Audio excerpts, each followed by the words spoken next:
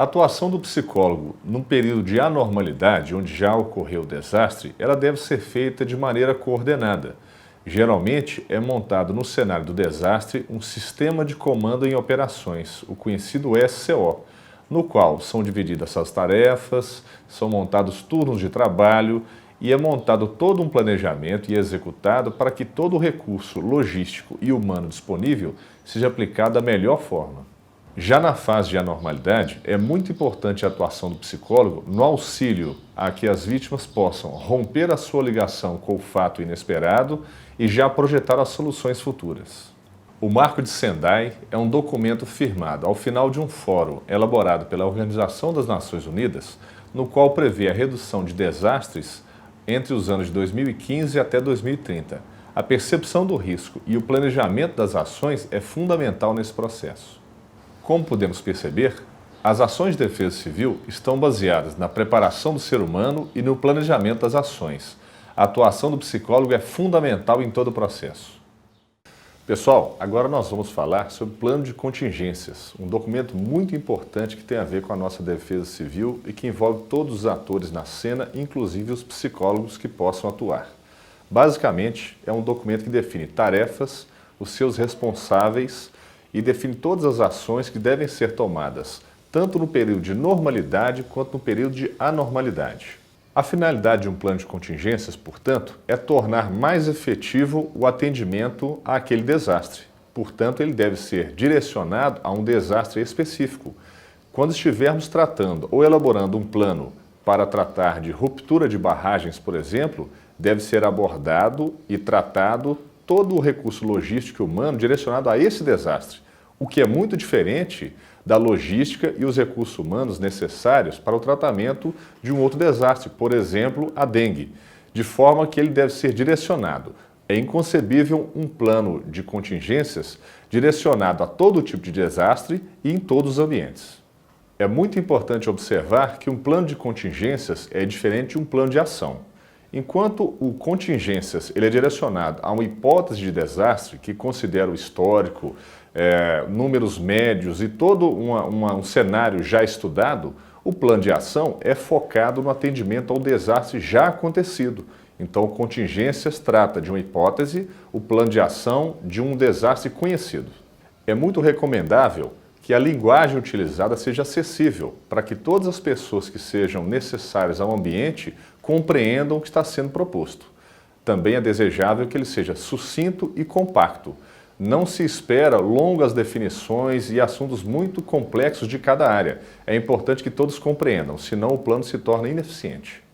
Uma boa estratégia é dividi-lo em anexos, de forma a organizar todas as pessoas que estão na cena. Por exemplo, um primeiro anexo pode ser o mapeamento das áreas de risco. Vai definir no ambiente geográfico quais são áreas mais críticas ou menos críticas, de forma a concentrar e orientar toda a ação de resposta. Tanto os recursos logísticos quanto os recursos humanos merecem um anexo específico para si. É importante que a relação seja detalhada, mencionando quem são as pessoas responsáveis por autorizar ou não o seu acionamento, os limites desse acionamento, aonde eles se encontram, quais são as formas de contato, bem como a rubrica dessas pessoas responsáveis. Não se pode querer que um plano funcione mencionando apenas a função, exemplificando, o procurador da prefeitura deverá solicitar caminhões. Isso é incorreto. O que se espera é que seja o doutor João, procurador da prefeitura, deverá acionar os caminhões. Em quase todos os desastres, nós precisamos nos preparar para desalojados e desabrigados. De uma forma geral, são as pessoas afetadas pelo desastre. Precisa, então, haver um anexo em que mencione para onde elas serão alocadas, quais horários esses abrigos vão funcionar, quais as regras de funcionamento, segurança, acesso e todo tipo de detalhe que possa preparar. Por exemplo, uma escola municipal da área central de um município. Portanto, se sabemos que ao final do ano haverá um desastre de alagamento, ou é esperado, o histórico indica nesse sentido, pode-se recomendar à diretora daquela escola que já prepare 2 ou 3 salas de aula para já receber esses desabrigados.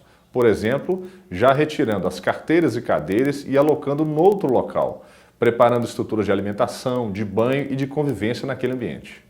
Um plano de contingência eficiente deve tratar sobre o plano de monitoramento, alerta e alarme, que vem a ser exatamente uma definição de sequência de ações, de levantamento de informações e de parâmetros para serem acionados, tanto o alerta quanto o alarme e, por decorrência, a retirada de pessoas de eventuais locais de risco.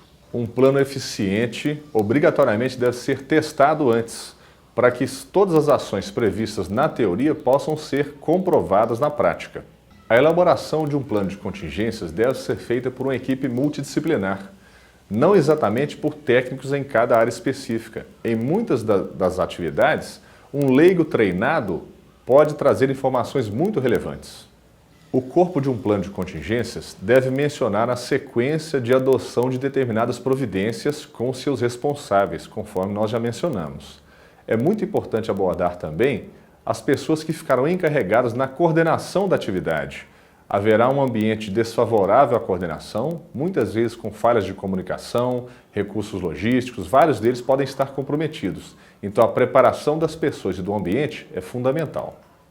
É muito importante que a coordenação seja feita por um comando integrado, que vai ser formado por pessoas dos órgãos envolvidos ou das instituições envolvidas, para que todos possam ter alcance técnico sobre aquilo que está sendo tratado e alcance hierárquico sobre os recursos ali empregados. Observa-se que o ambiente de estresse, somado às pressões para a solução do desastre, pode prejudicar ainda mais as relações interpessoais, colocando em risco aquele plano de contingências que possa ter sido muito bem elaborado. Por fim, o que se espera é que cada pessoa e instituição possa colaborar com o seu melhor. Para tanto, é necessário ficarmos atentos aos sinais de desgaste físico e psicológico.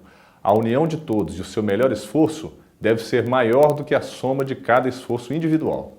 A psicologia da gestão integral dos riscos e desastres. Por que é importante falar disso? Até